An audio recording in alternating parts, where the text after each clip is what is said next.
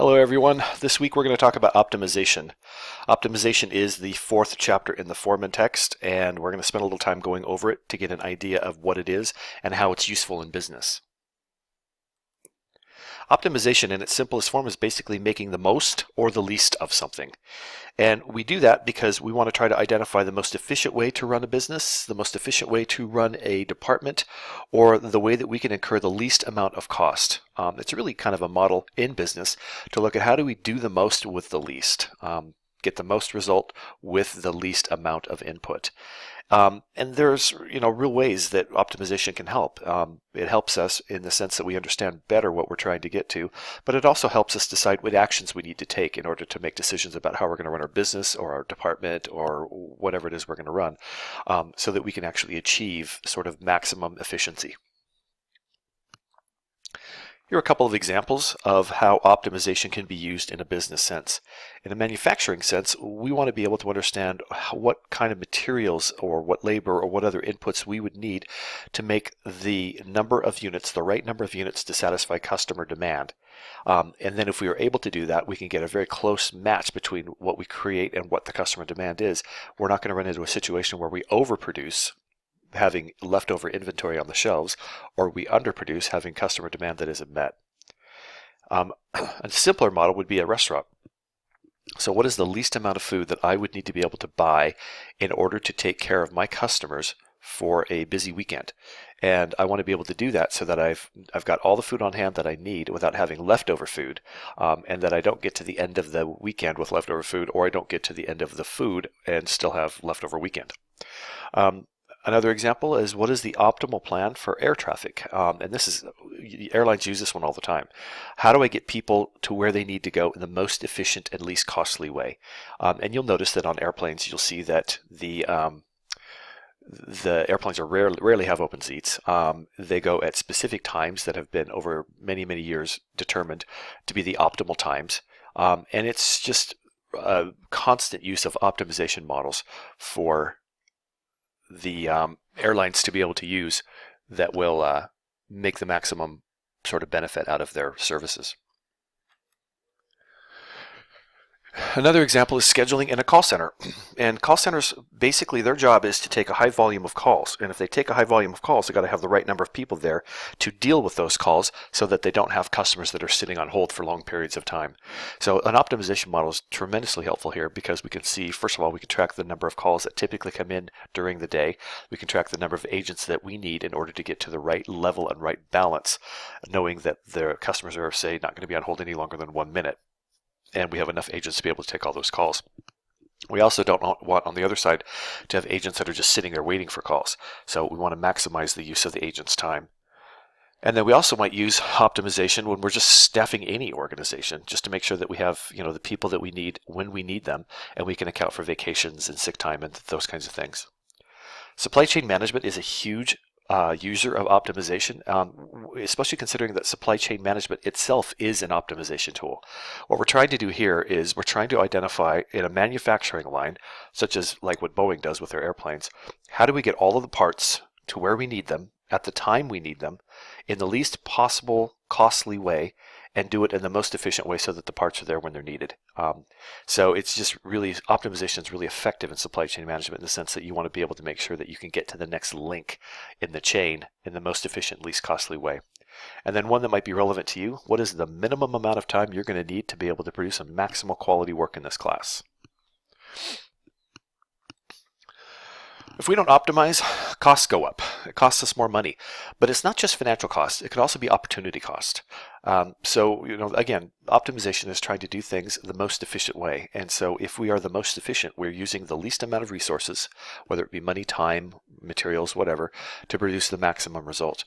And if we don't optimize, then we're sort of sucking up resources that could be used for other things, or money that could be used for other things. So optimization is really important in how we run our business, and you'll see that it's probably much more common to see optimization being done in businesses than you might even think. And optimization can have either short-range concerns, where it's, for example, like staffing a call center, Or it can have long-range concerns. It could have, if you're using your resources to produce a product, then your next product in your product line may suffer because too many resources were spent on a particular product. We optimize from a very young age. And when you think about it, bargaining, as we sit down at the bargaining table, or we're bargaining with our employees, or we're bargaining with our coworkers, that's really optimizing to your own advantage. And what you're trying to do is you're trying to maximize your advantage when you're bargaining. Well, we learned that from a time when we were very young, and we were bargaining for a later bedtime, or we were bargaining for some sort of reward that we wanted. That was really us learning how to optimize our own advantage.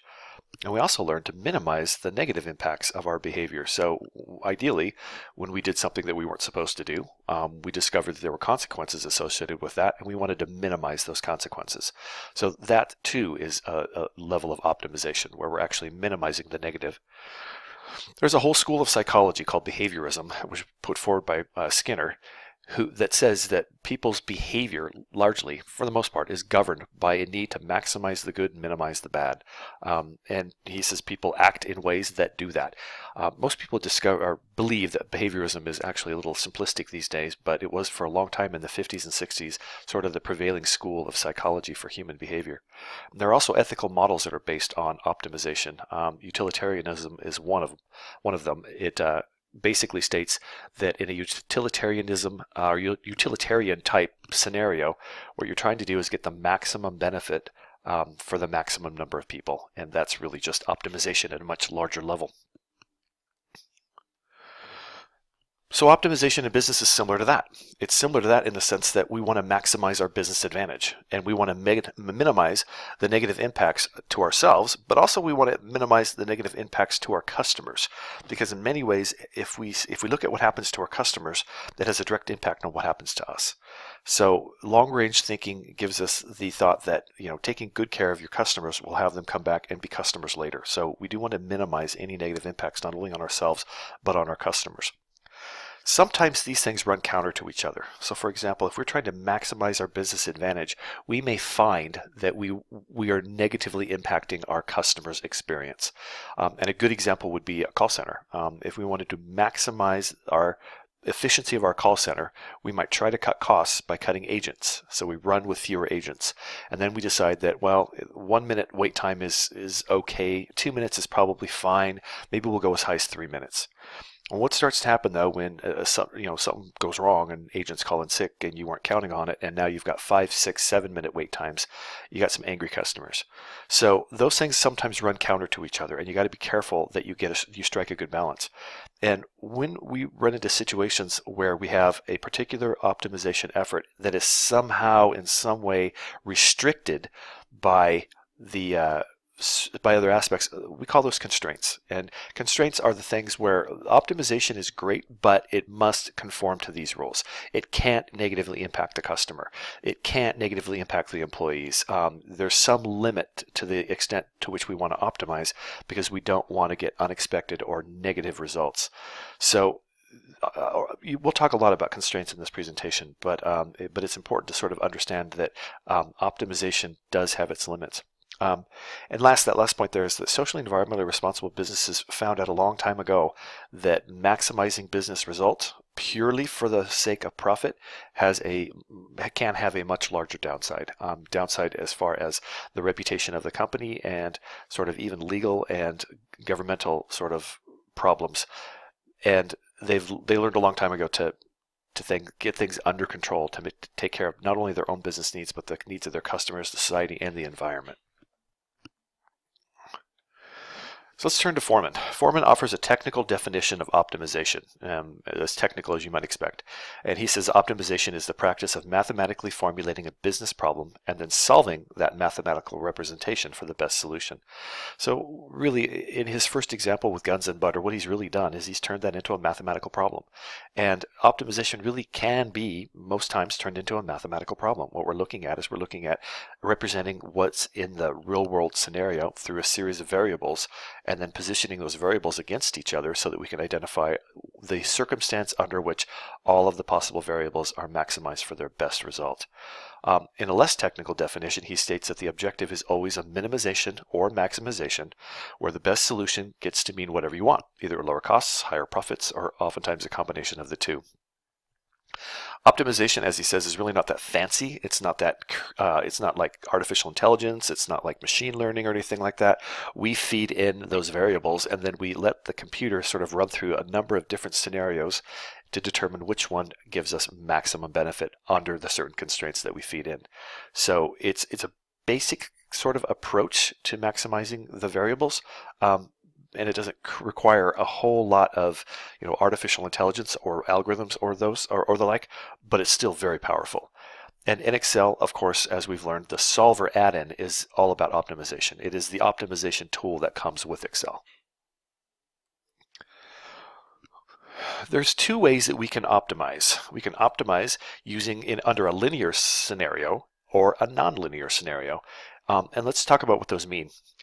With linear, what we're talking about is we're talking about two variables. The variables may be cash and product. And we know that there is a sort of a straight-on relationship between those, where when one of those variables goes up, the other variable goes up in a predictable way.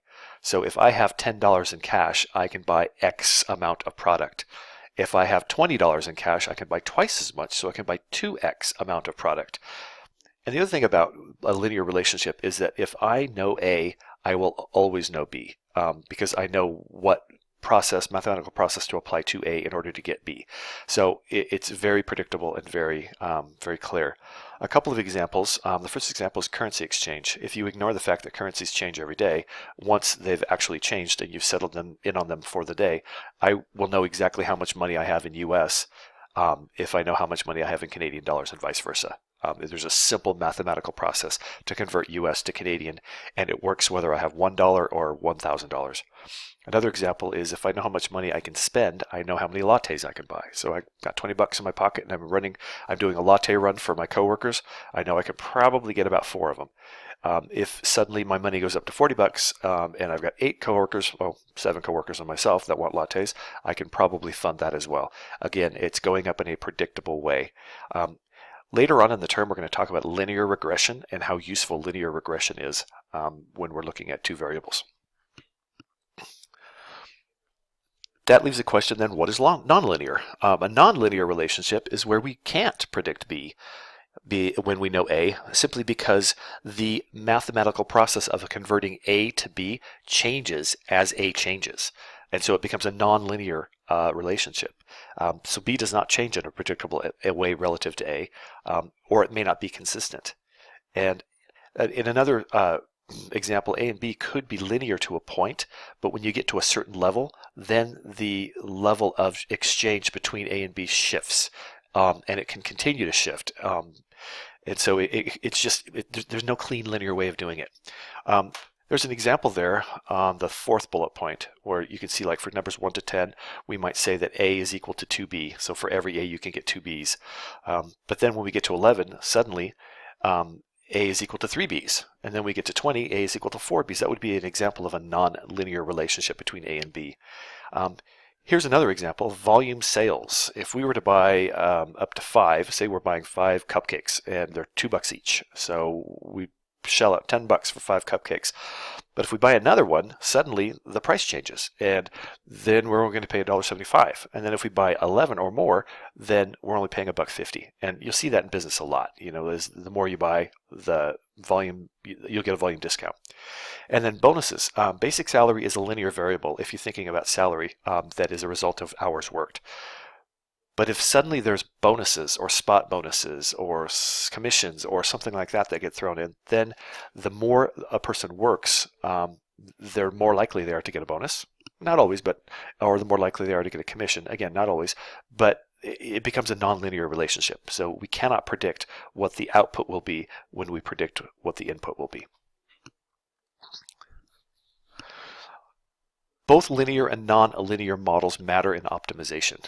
Simply because we're going to run into scenarios where things are nice and linear, and we're going to run into scenarios where things are messy and nonlinear. Probably better if we can use the linear models, simply because there's a lot more of them and they're a lot cleaner and a lot easier to use. So to the extent that we can use linear models, we will. To the extent that we can take a non-linear model and discount certain aspects of it so that we can convert it into a linear model, we can do that if and only if we don't impact the result extremely or make basically the results invalid. So again, bottom line here is that if you're solving a optimization problem, if you can do it in a linear way, it's much better and much easier. Let's talk about